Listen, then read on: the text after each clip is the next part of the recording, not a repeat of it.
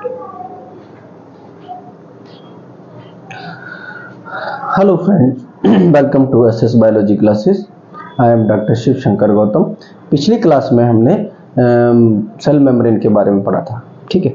तो अब हम स्टार्ट करते हैं एंडोमेम्ब्रेन सिस्टम। एंडोमेम्ब्रेन सिस्टम किसे कहते हैं, तो पहले इसके बारे में जान लेते हैं कि एंडोमेम्ब्रेन सिस्टम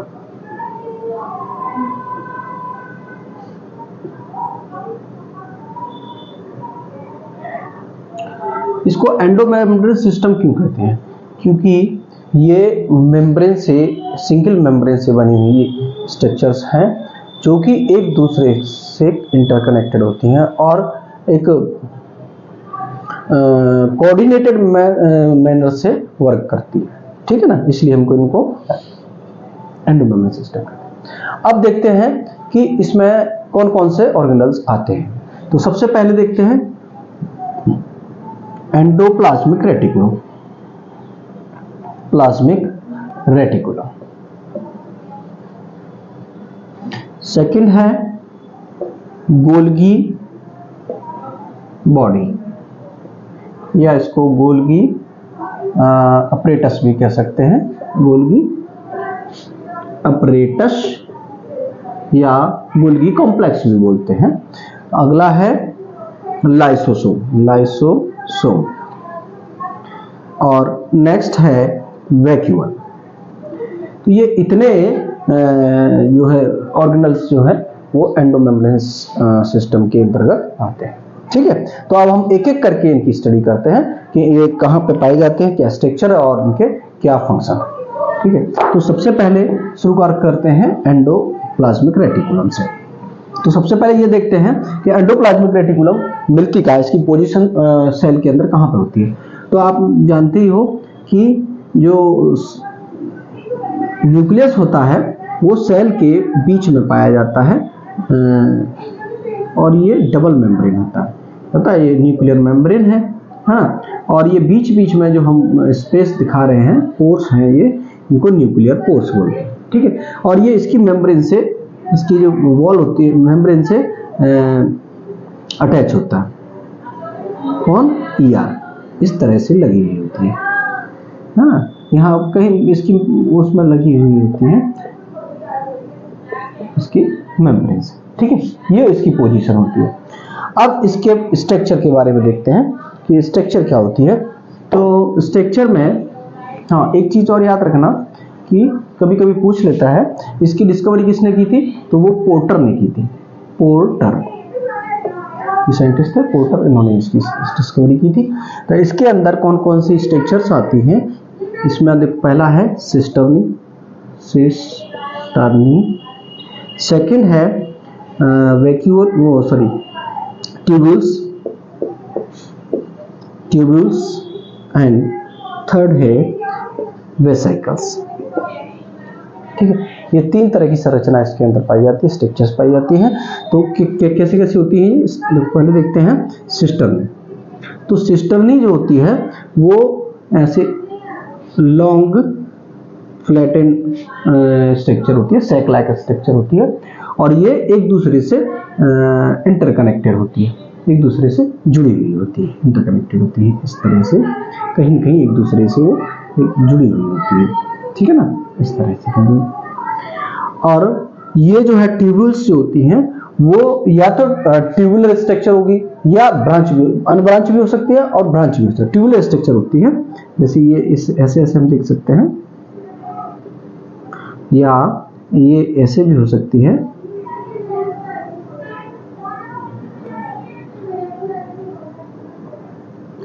इस तरह से भी ब्रांच भी हो सकती है, ठीक है।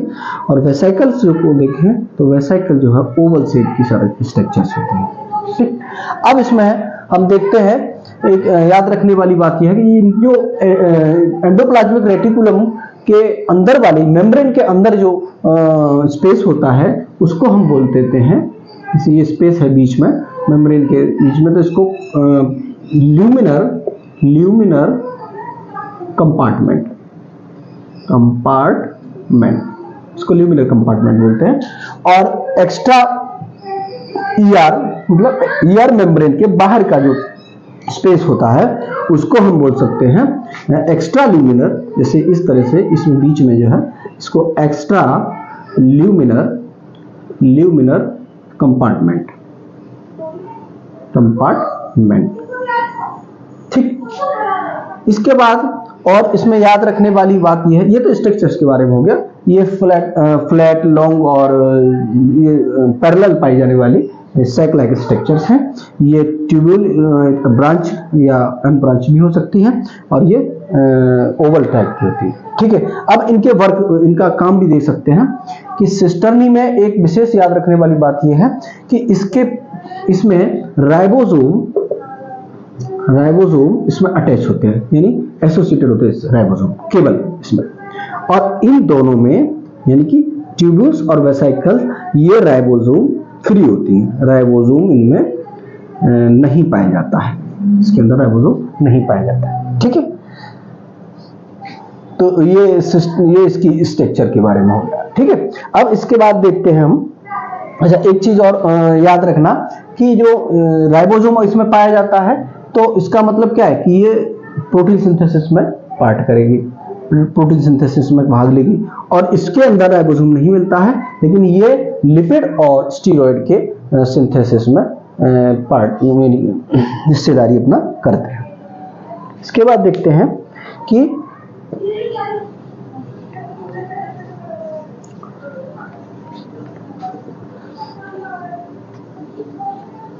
ये तो हो गया स्ट्रक्चर। अब ईआर जो है दो तरह की होती है, एक तो एसईआर और दूसरा होती है आरईआर। एसईआर किनको कहते हैं? एसईआर का मतलब होता है स्मूथ ईआर, ठीक है, और आरईआर का मतलब होता है रफ ईआर, ठीक है। तो स्मूथ ईआर का मतलब है कि इसकी जो मेम्ब्रेन है उस पे राइबोसोम अटैच नहीं होंगे, इस पे राइबोसोम अटैच नहीं होंगे। और आरईआर में क्या है, इस पर राइबोसोम्स अटैच होते हैं, ठीक है, याद रखना। एसईआर मतलब स्मूथ होती है। अच्छा, ये मिलती है कहां? ये मसल सेल के अंदर मिलती है। मसल सेल में तो इसको मसल सेल में इसको बोलते हैं सार्कोप्लाज्मिक रेटिकुलम, बोलते हैं, ठीक है। और आरईआर जो है ऐसी जगहों पे मिलेगी जहां प्रोटीन की सिंथेसिस ज्यादा होती है, प्रोटीन सिंथेसिस ज्यादा होती है, ऐसी सेल्स के अंदर पाई जाती है, जैसे पेनक्रियाज की सेल है या ब्रेन सेल्स हैं। यानी ओवरऑल बात यह है कि जहां प्रोटीन सिंथेसिस ज्यादा होती है उधर ये पाई जाएंगी।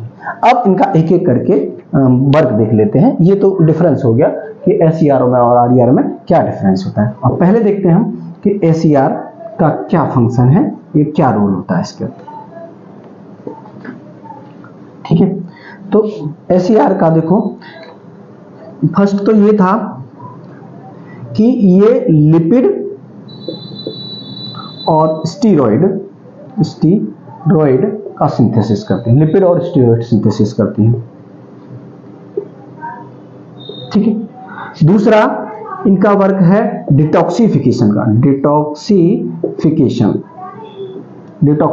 का कार्य करते हैं, डिटॉक्सिफिकेशन ऑफ ड्रग्स और पॉइजन, ठीक। तीसरा इनका वर्क है, ये मसल्स में पाई जाती है, मैंने पहले ही बताया इसको सार्कोप्लाज्मिक रेटिकुलम भी बोलते हैं। तो मसल्स में पाई जाती है, तो मसल्स कॉन्ट्रैक्शन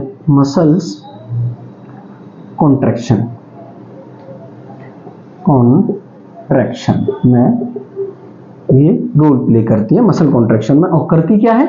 मसल कॉन्ट्रैक्शन में जो कैल्शियम आयन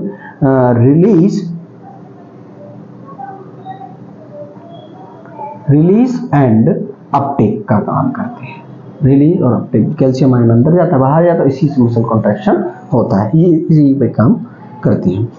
इसके अलावा और एसईआर का और क्या फंक्शन हो सकता है? मसल कॉन्ट्रैक्शन हो गया। हाँ, मेन तो यही कार्य है, ठीक है।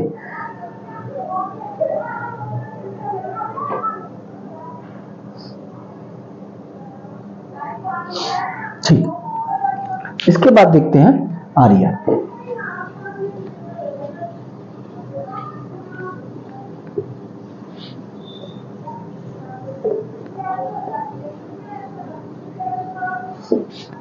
इसके बाद देखते हैं आरईआर।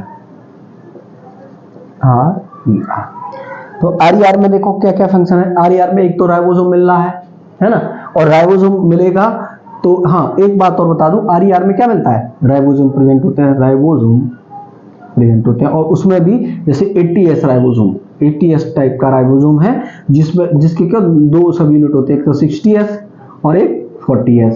तो ये जो जुड़ा रहता है, ये सिस्टर्नी से जुड़ा रहता है, ये पहले ही बता दिया था मैंने। तो सिस्टर्नी से कौन सा, ये लार्ज सब यूनिट जुड़ा रहता है, लार्ज सब यूनिट, ठीक है। अब लार्ज सब यूनिट किससे जुड़ा रहता है, क्योंकि आरईआर में दो प्रोटीन होती हैं, कौन कौन सी, ribophorin first and ribophorin second. इसकी हेल्प से ये लार्ज सब यूनिट से जुड़ा रहता है आरईआर जो है 60S जो लार्ज सब यूनिट है राइबोसोम का, उससे राइबोफोरिन 1 और राइबोफोरिन 2 की हेल्प से जुड़ा रहता है, ठीक है। ये याद रखने वाला पॉइंट था, इसलिए मैंने यहां डिस्कस किया। अब इसका वर्क देखते हैं। तो राइबोसोम जुड़ा है तो क्या होगा, प्रोटीन सिंथेसिस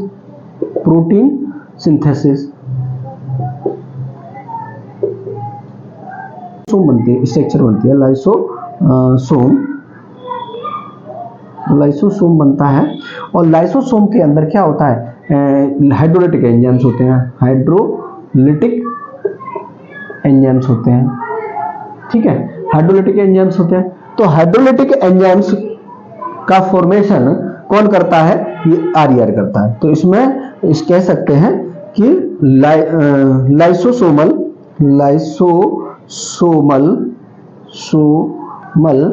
एंजाइम्स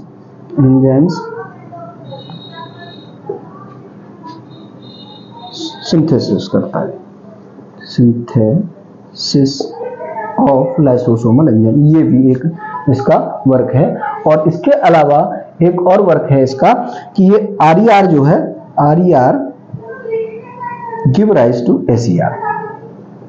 एसईआर जो बनता है वो आरईआर से ही बनता है, ठीक है।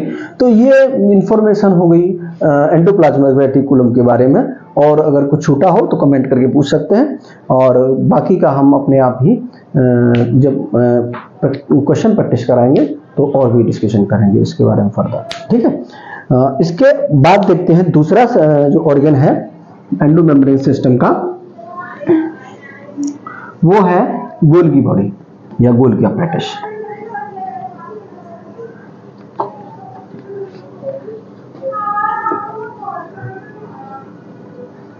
दूसरा ऑर्गन देखते हैं क्या है, गोल्गी अपरेटस बोलते हैं या गोल्गी बॉडी भी बोलते हैं। गोल्गी बॉडी क्यों बोलते हैं, क्योंकि इसकी डिस्कवरी की थी किसने, कैमिलो गोल्गी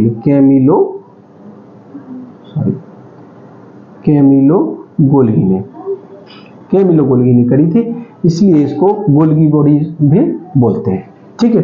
तो इसमें क्या आता है, देखो इसकी स्ट्रक्चर एक बार देख लो। स्ट्रक्चर क्या देखेंगे कि ये इस तरह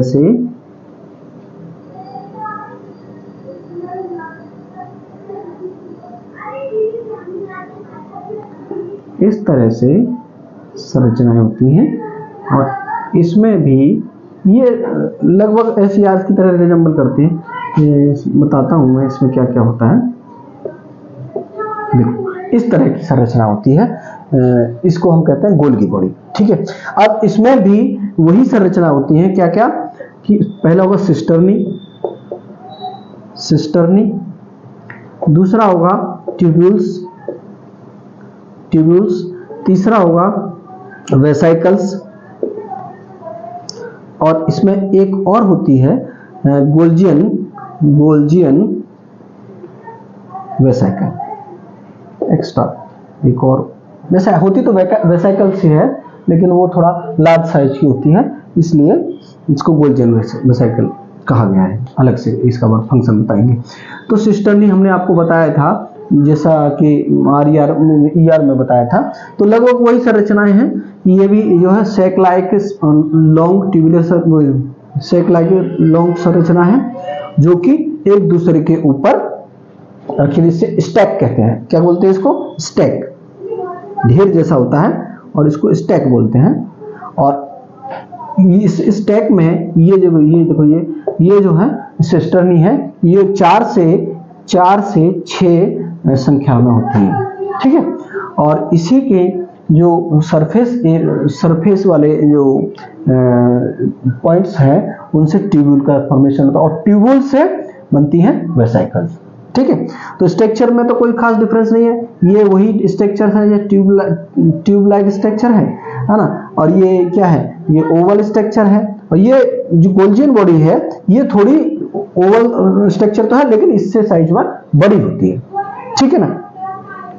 अब इसका देखो वर्क देखो कि इसका क्या वर्क होता है।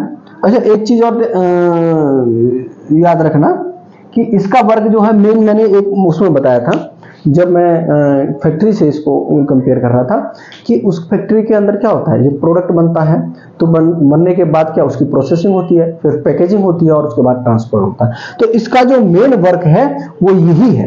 क्या है? इसको याद रखने वाली बात है, बाकी को तो मैं बताता ही रहूंगा, लेकिन एक मेन बात जो है इसकी क्या है, ये वर्क इसका है प्रोसेसिंग, दूसरा पैकेजिंग एंड ट्रांसपोर्ट, ये इसका वर्क होता है। अच्छा, इसकी स्ट्रक्चर में एक चीज और मैं छूट की थी वो बता देता हूं। तो ये जो फेस है ट्रांसपेट, यानी कि जो कॉन्वेक्स वाला जो हिस्सा है इसको हम बोलते हैं सिस फेस या फॉर्मिंग फेस भी बोलते हैं, इसको फॉर्मिंग फेस भी बोलते हैं, फॉर्मिंग फेस। और ये जो साइड है इसको ट्रांसफेस या मैचरिंग फेस भी बोलते हैं, ठीक है। ट्रांसफेस फेस और मैचरिंग फेस। अब क्या होता है कि इसकी देखो इसकी मैकेनिज्म समझो कि ER से कोई सिक्रीशन बना है ना, कोई भी जो मटेरियल की सिंथेसिस हुई, मटेरियल की सिंथेसिस हुई ER से, और ये जाकर के है ना इससे फ्यूज कर जाएगा सिस फेस में ये फ्यूज करेगा, और ये इंटरकनेक्टेड होते हैं, सॉरी यहाँ ये एक दूसरे से इंटरकनेक्टेड है। तो ये इसमें सिस्टर्नी में जाकर के ये जो सिस फेस से फ्यूज कर जाएगा, और सिस्टर्नी में जाकर के इसके अंदर प्रोसेसिंग होगी, और प्रोसेसिंग होके पैकेजिंग होके, और ये पैकेजिंग किसमें होगी? इसके वेसिकल्स के फॉर्म में, जो कि ट्यूबुल बनाती रहती है। ट्यूबुल उसमें से पिंच ऑफ होती रहती है वेसिकल, और उसमें पैक करके वो ट्रांसफेस से बाहर निकल जाता है, और जहां भी टारगेट जो साइट है इनकी, वहां पे ये भेज दिया जाता है। जो भी मटेरियल है वो टारगेट साइट पे भेज दिया जाता है, ठीक है ना। तो ये इसका मैकेनिज्म है कि ER से बनेगा मटेरियल, वो जाके सिस फेस में फ्यूज करेगा, और इसके अंदर इसकी प्रोसेसिंग होगी, पैकेजिंग फिर यहाँ पर होगी इस वेसिकल्स के फॉर्म में, और फिर यहाँ से ट्रांसपोर्ट कर दिया जाएगा जो भी टारगेट साइट है, ठीक है। अब इसके बाद ये तो एक वर्क हो गया। अब इसका मॉडिफिकेशन भी होता है कि हाँ ये क्या करता है, सॉरी कि इसका वर्क और भी है। क्या है कि ग्लाइको प्रोटीन एंड ग्लाइकोलिपिड का सिंथेसिस, ग्लाइकोप्रोटीन और glycolipid, synthesis of glycolipid and glycoprotein, है ना। इसके बाद और क्या होता है कि देखो जो रूट कैप सेल होती हैं, रूट कैप सेल जो प्लांट्स के अंदर पाई जाती है, उन पे क्या होता है कि जब वो रूट कैप आगे की तरफ चलती है, मिट्टी में धंसती हुई चली जाती है सॉइल के अंदर, तो उसमें क्या होगा, फ्रिक्शन हो जाएगा। इसकी वजह से उसमें चिकनाहट होती है, थोड़ा म्यूसिलेज सिक्रीट करती है। कौन करता है? ये गोल्गी बॉडी उसमें सेल में पाई जाती है ज्यादा संख्या में। तो रूट कैप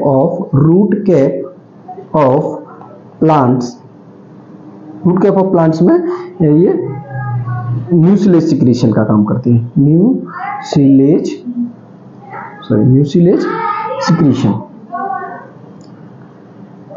सिक्रीशन का काम करती है। ठीक है। दूसरा आपने सुना होगा जो ह्यूमन स्पर्म में ये क्या करता है कि एक्रोसोम बनाता है। क्या? एक्रोसोम क्या है ह्यूमन में? जो मॉडिफाइड गोल्गी अपरेटस है, गोल्गी बॉडी है। तो ये ह्यूमन स्पर्म में एक्रोसोम का फॉर्मेशन करते हैं। और एक और इसका वर्क है, वो और बता देते हैं। एक और वर्क ये है कि जब सेल डिवीजन होता है, तो सेल डिवीजन में तो सेल मेम्ब्रेन बनाती है कौन सी time? At the time of cell division, cytokinesis कहेंगे या सेल डिवीजन।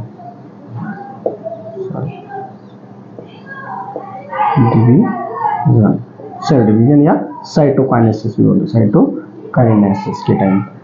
ठीक है, सेल डिवीजन या साइटोकाइनेसिस के टाइम। तो ये हो गया एक ओवरव्यू गोल्गी बॉडी के बारे में।